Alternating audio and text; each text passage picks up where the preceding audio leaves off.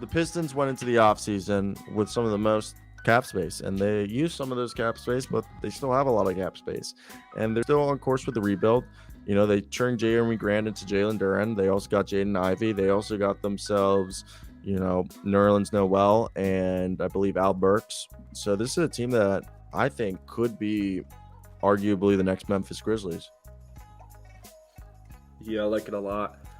You know, this is coming from a guy who was in Detroit twice in the last week. Phenomenal burger, phenomenal chicken sandwich. It's one of the best airports in the country, actually. What? Yeah. Oh, yeah. You want a good time? Go fly into Detroit Airport for a day and just explore, then fly home. Said nobody ever. But yeah, Jeremy Grant. I mean, I'm almost jealous of what they did with Jeremy Grant as a Rockets fan because, yeah, like they just essentially flipped him into Jalen Duren, and I'll take Jalen Duren over freaking Dwight Powell in the 20 whatever pick any day of the week. They're an extremely, extremely enticing team. People forget Sadiq Bey did his thing, dropped 50. Was it? It might have been 51 or 52, but dropped a 50 burger last season. I think that beef stew is a nice piece. There's still kind of hope. Maybe Killian Hayes, former 7th pick, who tore his hip, as shitty as that is, he's still very young. I guess you're so high on Killian Hayes. It's a Killian Hayes Stan account. I mean, I'm so big on this guy. He does everything. I used to be huge on Killian Hayes. I used to bet on basketball when he was on the team.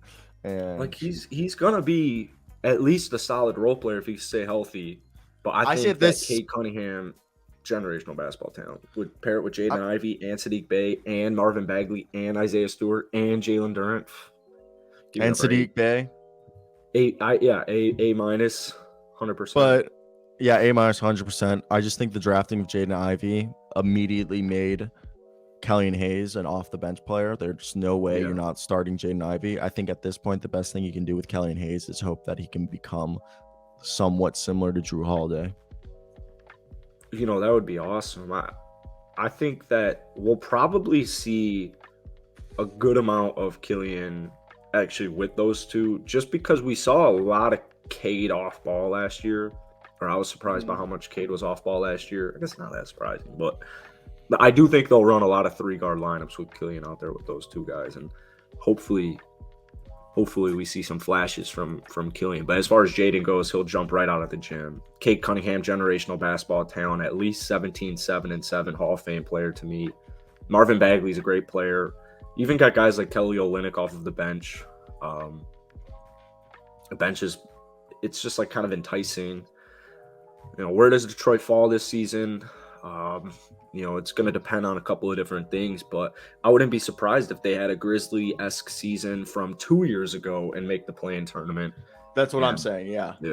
Not like this recent, like from 2 years ago. Seed. No. The Grizzlies made the jump from being a rebuilding team to a play-in team. That's what I was suggesting. Yeah, I like that a lot. And yeah, I think A minus is definitely, this is one of the better team. I think they're the arguably one of the best.